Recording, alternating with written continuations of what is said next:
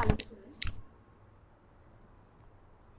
आपण कोणता टॉपिक बघत आहोत? उद्योजकता मूलतत्वे, उद्योजकता विकासाचे मूलतत्वे. यामध्ये आपण दुसरा टॉपिक स्टार्ट केला आहे. नाव आहे रूरल अँड ॲग्रो एंटरप्रिन्युअरशिप. त्यामध्ये ग्रामीण उद्योजकता व कृषी उद्योजकता याचा अभ्यास आपण करणार आहोत. तर आपण अगोदरच्या लेक्चरमध्ये काय पाहिले?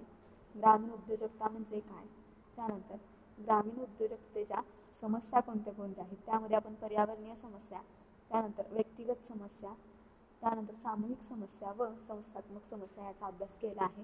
त्याचबरोबर ग्रामीण उद्योजकता विकासासाठी कोणकोणत्या व्यूहरचना केल्या गेल्यात, कोणकोणत्या व्यूहरचना अवलंबल्या गेल्यात याचा अभ्यास आपण केलेला आहे. त्याचबरोबर आपण दुसऱ्या टॉपिकमधला दुसरा पॉईंट स्टार्ट करणार आहोत. आज त्याचं नाव आहे कृषी उद्योजकता, ॲग्रो एंटरप्रिन्युअरशिप. त्यामध्ये कृषी उद्योजकता म्हणजे काय, कृषी उद्योजकता संकल्पना काय आहे, त्यानंतर कृषी उद्योजकतेचं महत्त्व काय आहे, ओके, आणि कृषी उद्योजकतेच्या संधी कोणत्या कोणत्या क्षेत्रामध्ये जास्तीत जास्त प्रमाणात आपल्याला पाहायला मिळतात याचा अभ्यास आपण इथं करणार आहोत. सो बघूयात आपण कृषी उद्योजकता म्हणजे काय किंवा कृषी उद्योजकतेच्या इंट्रोडक्शनमध्ये काय सांगितलंय.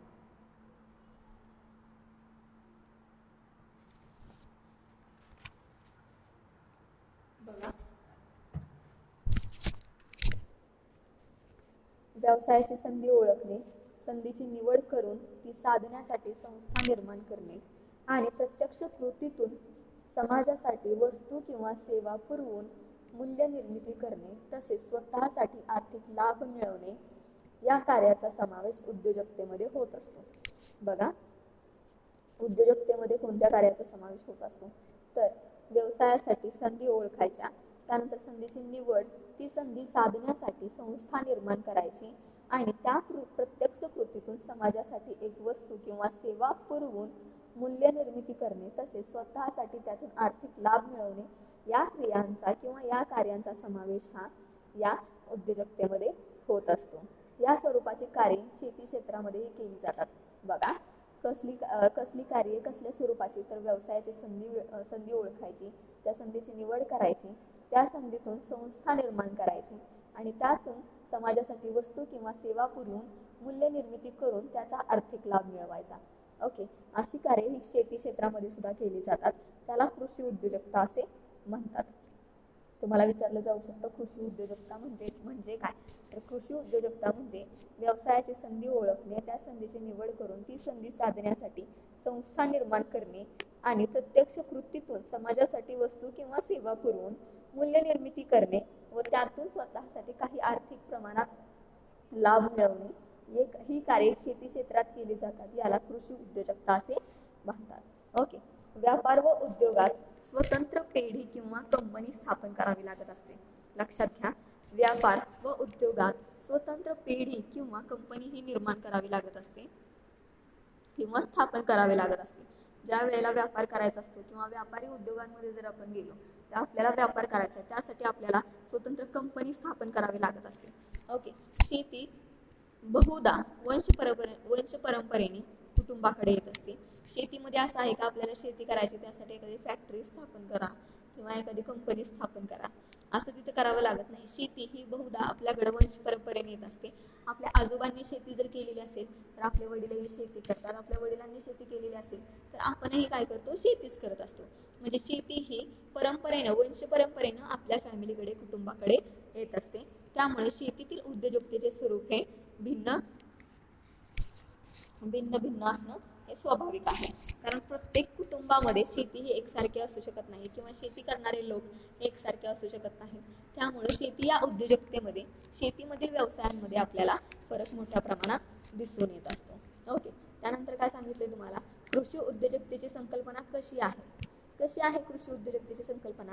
अशा उद्योजकतेचं महत्त्व काय आहे, या उद्योजकतेत कोणत्या कोणत्या संधी अलीकडच्या काळात उपलब्ध झाल्या आहेत, आत्ताच्या काळामध्ये शेती क्षेत्रामध्ये किती प्रमाणात स्कोप आहे किंवा शेती क्षेत्रामध्ये उद्योग करण्यासाठी किती संधी ह्या निर्माण झालेल्या आहेत, या क्षेत्रामध्ये कोणती कोणती आव्हानं आहेत जी की आव्हानांना त्या सामोरं जावं लागत असतं शेती उद्योजकांना किंवा कृषी उद्योजकांना. ओके, याचा अभ्यास आपण इथे करणार आहोत. तर बघूयात आपण शेती उद्योजकतेचा अर्थ आणि संकल्पना.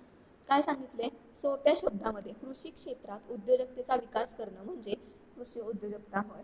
सोप्या भाषेमध्ये बघा, कृषी उद्योजकता म्हणजे काय तुम्हाला विचारलं जाऊ शकतं. यामध्ये कृषी क्षेत्रात उद्योजकतेचा विकास करणे म्हणजे कृषी उद्योजकता होय. बघा, लक्ष द्या, कृषी क्षेत्रात उद्योजकतेचा विकास करायचा म्हणजे कृषी उद्योजकता होय. ओके. त्याचबरोबर बिगर शेती क्षेत्रात असे नवनिर्मितीला महत्त्वाचे स्थान आहे.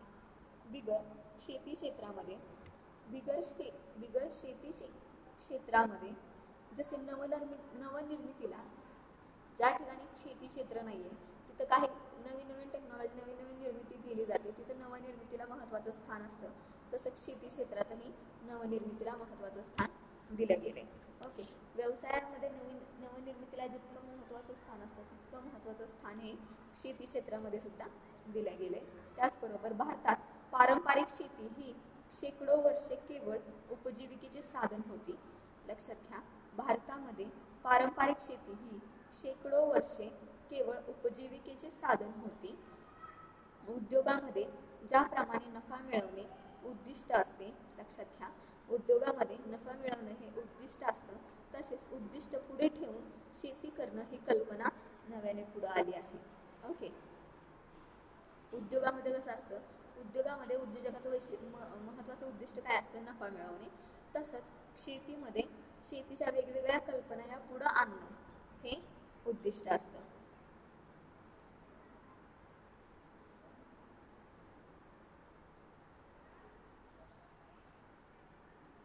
शेतीकडे फक्त चरितार्थाचं साधन म्हणून न पाहता लाभदायक असणारा व्यवसाय म्हणून पाहिलं पाहिजे. ओके. शेतीला आपण चरितार्थाचं साधन न समजता एक लाभ मिळवून देणारा व्यवसाय म्हणून पाहिलं पाहिजे. याला शेती व्यवसाय असे म्हणतात. ओके. आणि कृषी उद्योजकता म्हणजेच शेती व्यवसाय हो.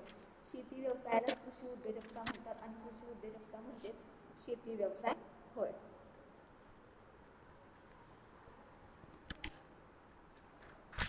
मला MCQला विचारलं जाऊ शकतं कृषी उद्योजकतेला काय म्हणतात, तर कृषी उद्योजकतेलाच शेती उद्योजकता असं म्हणलं जातं. तर बघा,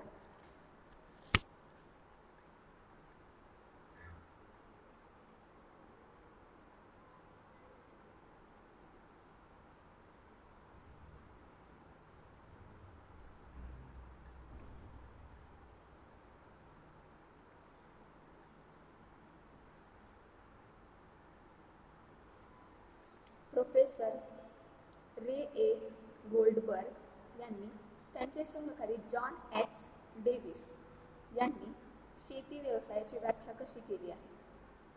ओके. प्रोफेसर रे ए गोल्डबर्ग आणि त्यांचे सहकारी जॉन एच डेव्हिस यांनी शेती व्यवसायाची व्याख्या कशी केली आहे? बघा, शेती व्यवसाय म्हणजे काय? According to professor R. A. Goldberg and John H Davis, शेती व्यवसाय म्हणजेच कृषी उद्योजकता. ओके. लक्षात ठेवा, शेती व्यवसाय ही अर्थशास्त्रातील संकल्पना आहे. त्यामध्ये ज्या सर्व कार्यांचा समावेश होतो, यामध्ये ज्या सर्व कार्यांचा समावेश होतो ती म्हणजे शेतीसाठी लागणाऱ्या सर्व वस्तूचे उत्पादन व वितरण, प्रत्यक्ष शेत जमिनीवरील उत्पादन क्रिया आणि शेतमालाची साठवणूक, प्रक्रिया आणि वितरण. बघा, व्याख्या काय दिली आहे? शेती व्यवसाय ही अर्थशास्त्रातील संकल्पना आहे. त्यामध्ये ज्या सर्व कार्यांचा समावेश होतो ती म्हणजे शेतीसाठी लागणाऱ्या सर्व वस्तूचे उत्पादन व वितरण, प्रत्यक्ष शेत जमिनीवरील उत्पादन क्रिया आणि शेतमालाची साठवणूक, प्रक्रिया आणि वितरण. ओके. बघा काय सांगितले व्याख्यामध्ये, ज्या सर्व कार्याचा समावेश हा शेतीमध्ये होतो ती म्हणजे शेतीसाठी लागणाऱ्या सर्व वस्तूचं उत्पादन, त्याचं वितरण, त्याचं प्रत्यक्ष शेत जमिनीवरील उत्पादन क्रिया आणि शेतमालाची साठवणूक, या प्रक्रिया आणि वितरण म्हणजे शेती व्यवसाय होय. या व्याख्यावरूनच सूर्यकुमार यांनी एक व्याख्या केली आहे. तर त्यांची व्याख्या बघूयात आपण. कृषी व्यवसायात कोणत्या कोणत्या गोष्टींचा अंतर्भाव होतो त्यांनी सांगितलंय. यामध्ये शेतीविषयक वस्तू, सेवा यांचे उत्पादन, प्रसार आणि वितरण, फलोत्पादन, त्यानंतर फलोत्पादन, रेशीम उत्पादन, मत्स्य उत्पादन, मत्स्य शेती आणि पशुपैदास या गोष्टींचा अंतर्भाव हा कृषी व्यवसायात होत असतो. कोणाच्या मते? तर सूर्यकुमार यांच्या मते. ओके. शेती व्यवसायात पुढील कार्य करणाऱ्या संस्था, संघटना यांचा समावेश होतो. बघा, शेती व्यवसायामध्ये कोणत्या कोणत्या संघटनेचा, संस्थेचा समावेश हा होत असतो.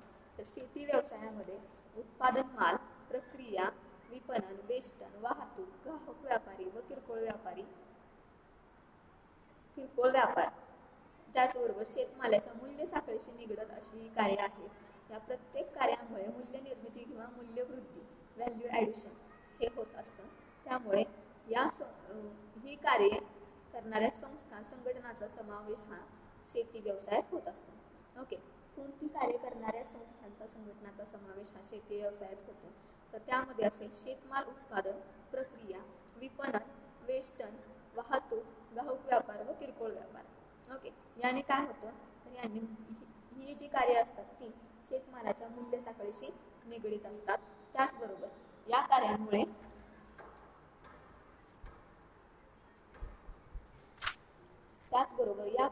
मूल्य निर्मिती किंवा मूल्यवृद्धी ही होत असते.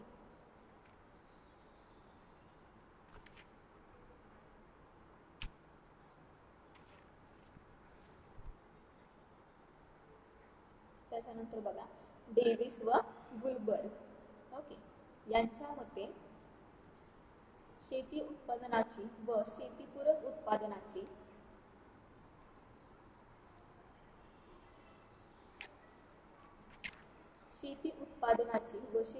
उत्पादनाची पैदास करून त्यांची विक्री करणे, तसेच शेती उत्पादन संग्रहित करणे, शेती उत्पादनावर प्रक्रिया करणे, शेती उत्पादने विविध बाजारपेठेमध्ये विक्री करण्यासाठी पाठवणे इत्यादी शेती उद्योजकतेमध्ये समावेश होतो. ओके. शेती उद्योजकतेमध्ये कशा कशाचा समावेश होतो हे बघूयात. डेव्हिस व गुलबर्ग यांच्या मतानुसार. ओके. शेतीच्या उत्पादनाची व शेतीपूरक उत्पादनाची पैदास करून त्यांची विक्री करणे, तसेच शेती उत्पादन संग्रहित करणे, शेती उत्पादनावर प्रक्रिया करणे, शेती उत्पादने विविध बाजारपेठेत विक्री करण्यासाठी पाठवणे इत्यादीचा शेती उद्योजकतेमध्ये समावेश हा होत असतो. ओके. त्यानंतरची एक व्याख्या आहे ती म्हणजे अकॉर्डिंग टू शूमित्स, 2010 मध्ये केलेली व्याख्या आहे त्यांनी. कुणी? शूमित्सनी. त्यांनी काय सांगितलंय? शेती उद्योजकतेमध्ये शेतीस बी बियाणे पुरवणे, पिकांची लागवड करणे, पिकांवर प्रक्रिया करणे, पिके काढून संग्रहित करणे, वाहतूक करणे, अर्थपुरवठा करणे व बाजारपेठेमध्ये पिकांची विक्री करण्यासाठी केल्या जाणाऱ्या सर्व व्यावसायिक व व्यवस्थापन क्रियांचा समावेश हा शेती व्यवसायामध्ये, शेती उद्योजकतेमध्ये होत असतो. बघा, शेती उद्योजकता म्हणजेच शेती व्यवसाय होय. शेती उद्योजकतेची शूमित्स यांनी 2010 मध्ये केलेली व्याख्या. त्यांनी काय सांगितलं?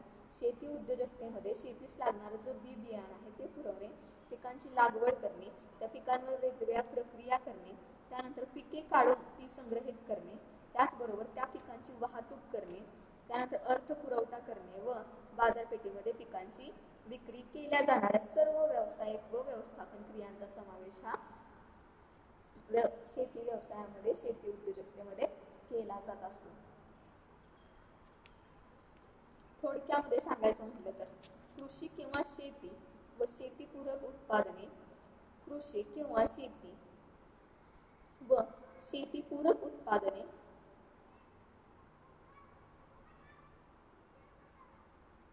यांच्याशी संबंधित उद्योगास कृषी किंवा शेती व शेतीपूरक उत्पादने यांच्याशी संबंधित असणाऱ्या उद्योगास शेती किंवा कृषी उद्योग म्हटले जाते. बघा, ही एक व्याख्या होऊ शकते. कृषी किंवा शेती व शेतीपूरक उत्पादने यांच्याशी संबंधित असणाऱ्या उद्योगास कृषी किंवा शेती उद्योग म्हणले जाते. शेती व शेतीपूरक उत्पादनाची लागवड केल्यापासून शेती व शेतीपूरक उत्पादनाची लागवड केल्यापासून बाजारपेठेत विक्री करेपर्यंत केल्या जाणाऱ्या क्रियांचा समावेश हा शेती उद्योगामध्ये येतो. बघा, शेती उद्योगामध्ये कोणत्या कोणत्या क्रियांचा समावेश होतो, तर शेती व शेतीपूरक उत्पादनाची लागवड केल्यापासून शेती व शेतीपूरक उत्पादनाची लागवड केल्यापासून बाजारपेठेमध्ये विक्री करेपर्यंत, लक्षात घ्या, बाजारपेठेमध्ये विक्री करेपर्यंत केल्या जाणाऱ्या सर्व क्रियांचा समावेश हा शेती उद्योगामध्ये होतो. ओके. आधुनिक पद्धतीने व नवनवीन तंत्रज्ञानाचा वापर करून सतत संशोधन करून व्यावसायिक हेतू लक्षात घेऊन शेती व शेतीपूरक उद्योग केल्यास देशाची अर्थव्यवस्था मजबूत होत असते. ओके, काय सांगितलंय बघा, कृषी किंवा शेती व शेतीपूरक उत्पादने यांच्याशी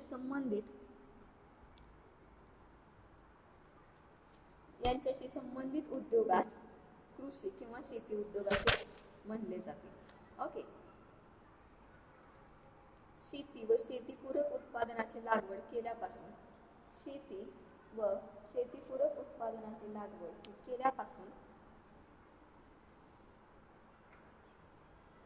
बाजारपेठेत विक्री करेपर्यंत केल्या जाणाऱ्या क्रियांचा समावेश शेती उद्योजकतेमध्ये होतो. आधुनिक पद्धतीने व नवनवीन तंत्रज्ञानाचा वापर करून सतत संशोधन करून व्यावसायिक हेतू हा लक्षात घेऊन शेती व शेतीपूरक उद्योग जर केला तर अर्थव्यवस्था ही देशाची अधिक मजबूत होत असते.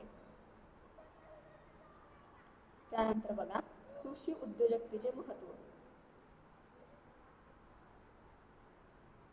कृषी उद्योजकतेचं महत्त्व कशासाठी आहे कृषी उद्योजकतेचं महत्त्व?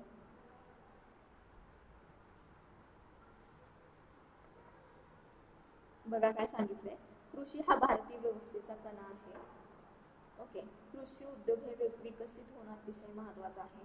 जर अर्थव्यवस्था ही अधिक मजबूत करायची असेल तर ढोबळ राष्ट्रीय उत्पादनाच्या 16% ते 18% योगदान हे शेती क्षेत्राचं असतं अर्थव्यवस्थेमध्ये.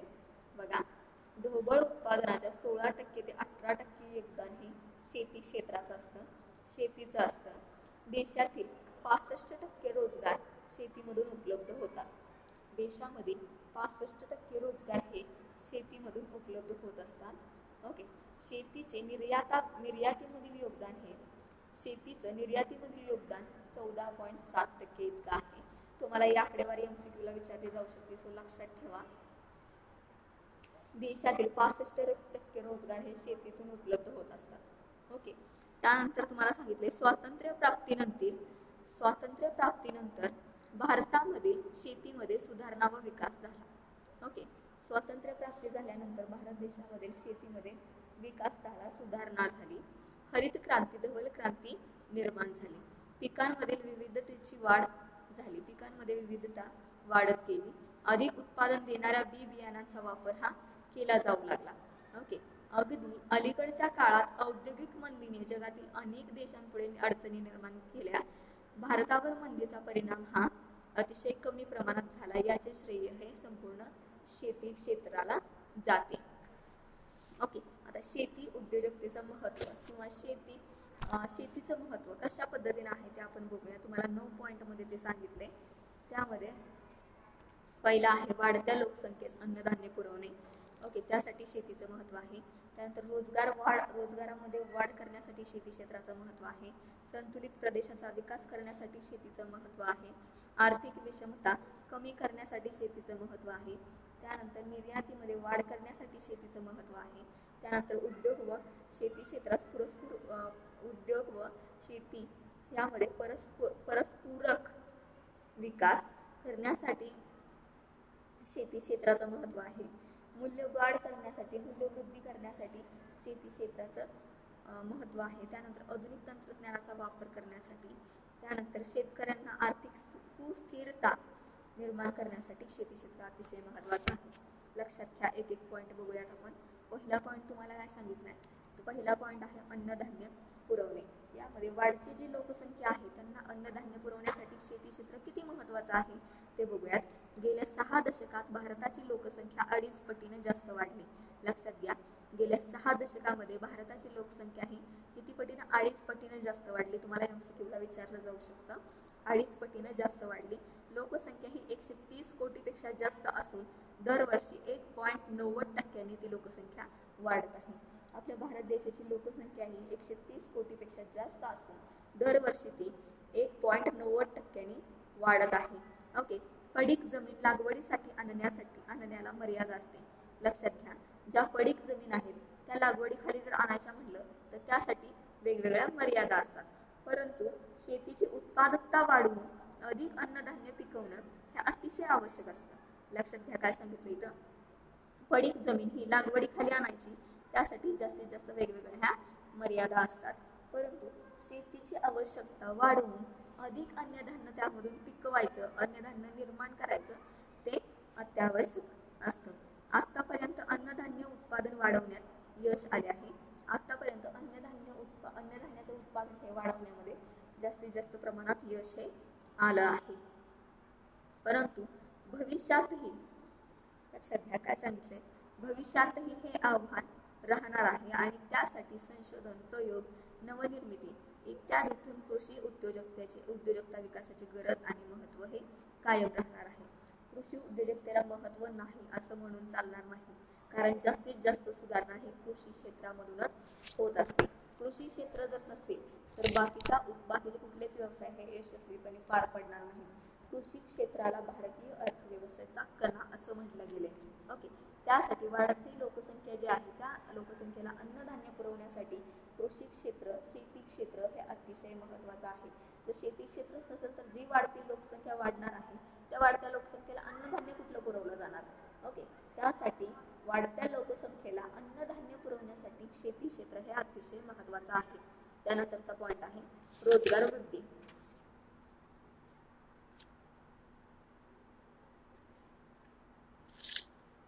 यामध्ये बघा, वाढत्या लोकसंख्येमुळे रोजगारासाठी असणारी गरज वाढतेच. ओके. वाढत्या लोकसंख्येमुळे रोजगारासाठी असणारी गरज ही वाढतच असते. औद्योगिक विकासातून शेतीवरील ताण कमी होऊन उद्योग क्षेत्रात रोजगार वाढवण्याची गरज आहे, यात शंका नाही. बघा काय सांगितले, लोकसंख्या ही वाढत आहे त्यामुळे रोजगारात सुद्धा वाढ होणं अतिशय महत्त्वाचं आहे. जर औद्योगिक विकासावरून शेतीवरील ताण हा कमी होत असेल तर उद्योग क्षेत्र वाढवण्याची गरज आहे, यात काही शंकाच नाही. कारण लोकसंख्या जर मोठ्या प्रमाणात वाढत आहे तर लोकांना रोजगारही तेवढ्या मोठ्या प्रमाणात उपलब्ध असणं अतिशय आवश्यक आहे.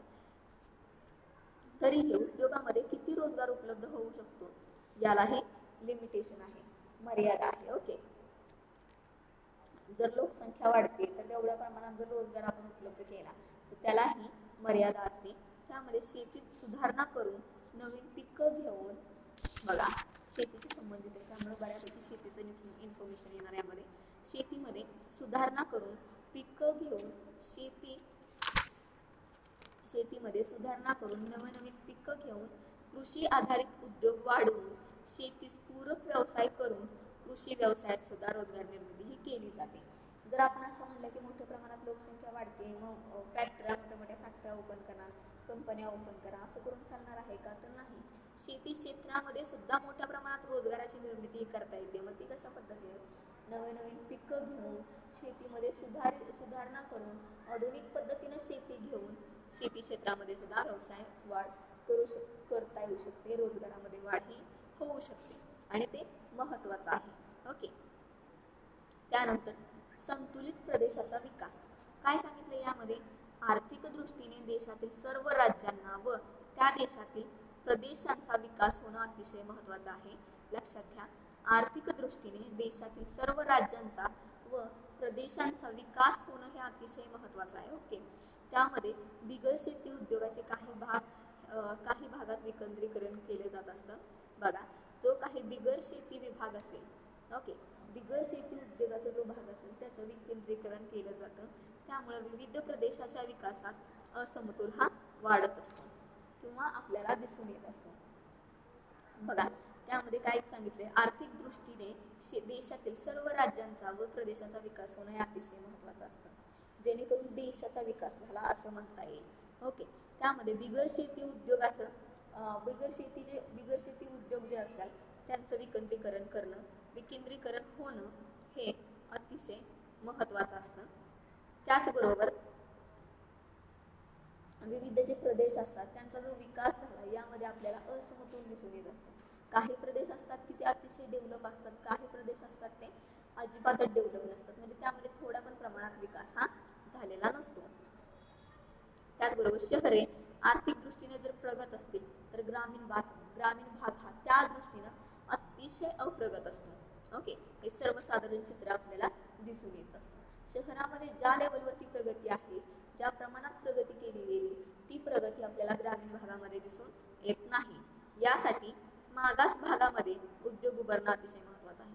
यासाठी जर ग्रामीण भाग अप्रगत असेल तर त्या ग्रामीण भागामध्ये उद्योगाची उभारणी होणं अतिशय महत्वाचं आहे, की जेणेकरून ग्रामीण भागातील लोक यांचा राहणीमानाचा दर्जा उंचावेल, यांचा विकास होईल. ओके, हे घडण्यास खूप कालावधी लागू शकतो. हे एवढं इझी नाहीये की जाणं ग्रामीण भागामध्ये उद्योग उभा करणं, तिथल्या ग्रामीण भागातील लोकांना रोजगार निर्माण करून देणं, याच्यासाठी भरपूर काळ लागतो, वेळ लागतो. परंतु शेती ह्या एका अर्थाने सर्व प्रदेशात असते. ओके, शेती ही सर्व प्रदेशात असते. कुठला प्रदेश असा आहे का तिथे शेतीच नाहीये, तर असं असू शकत नाही. शेती ही सर्व प्रदेशात असते. म्हणून शेती व शेतीशी संबंधित इतर अनेक पूरक व्यवसाय ग्रामीण भागात सुरू केले तरच विकासाचे प्रादेशिक संतुलन हे होणं शक्य असतं. लक्षात घ्या, शेती व शेतीशी संबंधित इतर अनेक पूरक व्यवसाय. ओके, शेतीशी संबंधित असणारे जे उद्योग आहेत, व्यवसाय आहेत, ते ग्रामीण भागामध्ये जर सुरू केले तर त्या प्रदेशाचा विकास हा होऊ शकतो, विकास हा होणं शक्य असतं. त्यानंतर काय सांगितले तुम्हाला, चौथं महत्व आहे आर्थिक विषमता कमी करण्यासाठी. तर शेती कशा पद्धतीने महत्वाची आहे आर्थिक विषमता कमी करण्यासाठी ते बघूयात आपण. तर त्यामध्ये शहरी भागात मोठ्या प्रमाणात उत्पन्न व संपत्ती आणि खेडेगावात कमी उत्पन्न व संपत्ती हे क्षेत्र आपल्याला मोठ्या प्रमाणात दिसतं. बघा, शहरी भागामध्ये मोठ्या प्रमाणात उत्पन्न असतं आणि संपत्ती ही असते. ओके, त्याचबरोबर खेडेगावामध्ये कमी उत्पन्न आणि संपत्ती हे चित्र आपल्याला बदलण्यासाठी शेती व्यवसायाच्या सर्वांगीण विकासाला आणि कृषी उद्योगाला चालना देण्याशिवाय पर्याय नाही. आपल्याला शहरी भागामध्ये काय चित्र दिसतं, शहरी भागामध्ये मोठ्या प्रमाणात उत्पन्न आणि संपत्ती हे असं चित्र आपल्याला दिसत असतं, आणि ग्रामीण भागामध्ये उत्पन्न कमी आणि संपत्ती पण कमी हे चित्र आपल्याला दिसतं. आणि हे चित्र बदलण्यासाठी शेतीचा सर्वांगीण विकास होणं अतिशय महत्वाचं आहे. शेती क्षेत्राला कृषी उद्योजकतेला प्रेरणा देणं, त्यांना प्रोत्साहन देणं याच्याशिवाय पर्याय नाही. ओके, ते महत्वाचं आहे. ग्रामीण जनतेला उत्पन्नाचे नवीन स्रोत मिळाले पाहिजेत. बघा, जी ग्रामीण जनता आहे त्या ग्रामीण जनतेला उत्पन्नाचे वेगवेगळे नवीन स्रोत मिळाले पाहिजे, जेणेकरून ग्रामीण जनतेचं हे राहणीमान उंचावेल, त्यांचा विकास होईल. यासाठी त्यांचं जे उत्पन्न असणार आहे त्या उत्पन्नाला नवीन स्रोत हे मिळाले पाहिजेत. ओके, शेतीतून अधिक उत्पन्न मिळवता आले पाहिजे आणि शेतमालाचे नुकसान टाळून शेतमालाला किफायतशीर किंमत मिळून त्याचा लाभ शेतकऱ्यांना मिळाला पाहिजे. लक्षात घ्या, काय सांगितले, शेतीमधून जास्तीत जास्त प्रमाणात उत्पादन हे मिळवता आलं पाहिजे आणि शेतमालाचं नुकसान टाळून, नुकसान हे कमी प्रमाणात झालं पाहिजे, शेतमालाला किफायतशीर किंमत मिळून त्याचा लाभ हा शेतकऱ्यांना झाला पाहिजे. शेतकऱ्यांना शेतीचा लाभ कशा पद्धतीने होऊ शकतो, शेतीतून जास्तीत जास्त उत्पादन काढायचं, शेतीतील जे उत्पादन निघणार आहे त्याचं नुकसान टाळायचं, आणि त्याला जर किफायतशीर किंमत जर मिळाली तर ऑफकोर्स इथं शेतकऱ्याला लाभ होणार आहे. ओके, त्यानंतर कृषी उद्योजकतेमधून विषमता कमी करता येईल. ज्या वेळेला शेतकऱ्यांनाही मोठ्या प्रमाणात लाभ मिळेल त्यांच्या वस्तूचा, त्यांच्या उत्पादनाचा, त्यावेळेला कृषी उद्योजकतेमध्ये जी काही आर्थिक विषमता दिसून येते ती कमी होणार आहे, ती कमी करता येऊ शकते. त्यानंतरचं महत्त्व बघा, निर्यात वृद्धी. ओके, यामध्ये काय सांगितलंय, निर्यात वाढली तर देशाची अर्थव्यवस्था सुधारण्यास मदत होते.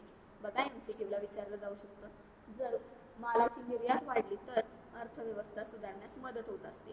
ओके, तसेच कृषी उद्योजकांना चांगले उत्पन्न मिळू शकते. त्याचबरोबर कृषी उद्योजक जे असतात त्यांना चांगले उत्पन्न हे मिळू शकते, कारण माल हा निर्यात होणार आहे. ओके, निर्यातीसाठी पुरेसा जादा असणारा शेतमाल हा तयार करावा लागत असतो. निर्यातीसाठी पुरेसा जादा शेतमाल हा तयार व्हावा लागतो. तसेच त्या वस्तू उत्तम दर्जाच्या असाव्या लागतात. आंतरराष्ट्रीय बाजारात स्पर्धेमध्ये टिकण्यासाठी उच्च दर्जाच्या वस्तू कमी खर्चात तयार कराव्या लागतात. लक्षात घ्या, आंतरराष्ट्रीय बाजारपेठेमध्ये जर टिकायचं असेल आपल्याला, तर त्यासाठी आपली जी वस्तू असणार आहे ती हाय क्वालिटीची म्हणजे उच्च दर्जाची असावी लागते, जेणेकरून की वस्तूचा दर्जा हा चांगला असावा, परंतु वस्तू तयार करण्यासाठी जो खर्च येणार आहे तो खर्च कमी असावा. ओके, त्यासाठी आंतरराष्ट्रीय बाजारपेठेत टिकण्यासाठी वस्तूचा दर्जा हा वस्तूच्या कमी खर्चात तयार करणं अतिशय महत्त्वाचं आहे. यासाठी ज्ञान, कौशल्य, अनुभव, कष्ट यांची आवश्यकता जास्त प्रमाणात असते. ओके, बघा, वस्तूचा दर्जा हा उच्च दर्जाच्या वस्तू या कमी खर्चात तयार करण्यासाठी आपल्याला ज्ञान असणं, त्या वस्तूंबद्दल, व्यवसायाबद्दल ज्ञान असणं, कौशल्य असणं, अनुभव असणं अतिशय आवश्यक असतं. आधुनिक पद्धतीने उद्योजकीय कार्य केली तर निर्यात वाढ ही करता येत असते. लक्षात घ्या, आधुनिक पद्धतीनं उद्योजकीय कार्य जर केली तर त्यामध्ये निर्यात वाढ ही करता येते, आणि जर निर्यात वाढली तर अर्थव्यवस्था सुधारत असते. निर्यात जर जास्त मालाची होत असेल तर त्या उद्योजकाला सुद्धा मोठ्या प्रमाणात फायदा हा होत असतो.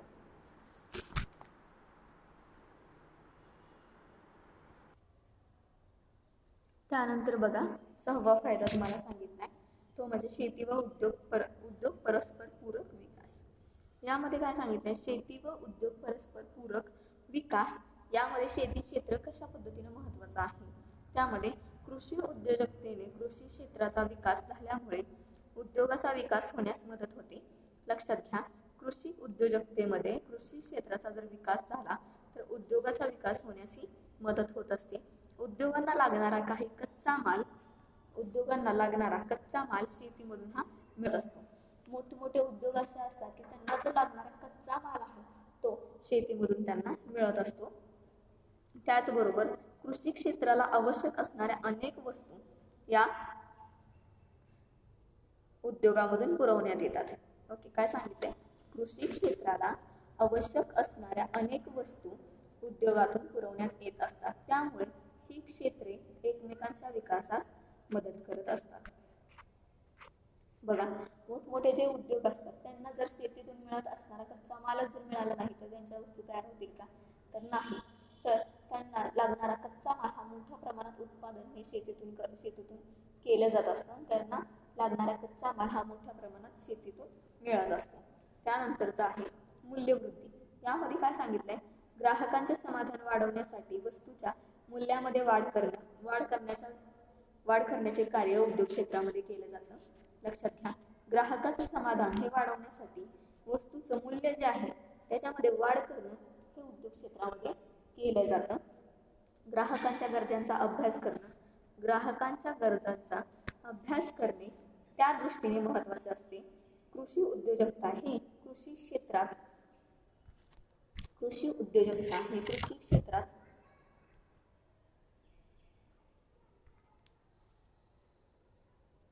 मूल्यवृद्धी करू शकते.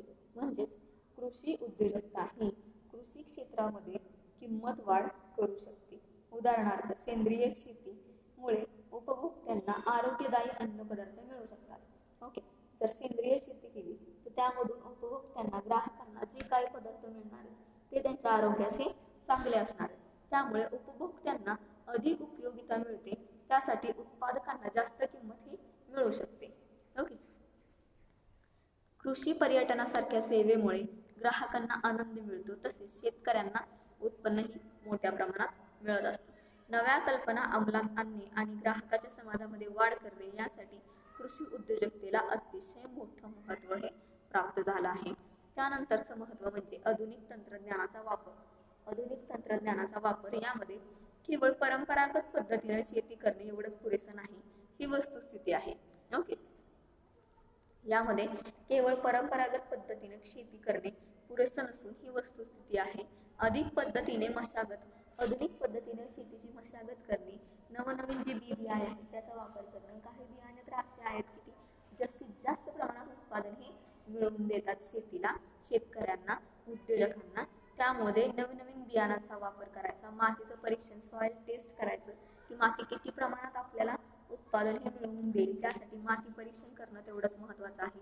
आणि त्याप्रमाणे मातीचं परीक्षण करून त्या मातीमध्ये किती प्रमाणात आपल्याला उत्पादन मिळेल आणि कोणतं पीक ही चांगल्या पद्धतीनं त्या मातीमध्ये येईल, त्याचं नियोजन करून पीक नियोजन करणं अतिशय महत्त्वाचं असतं.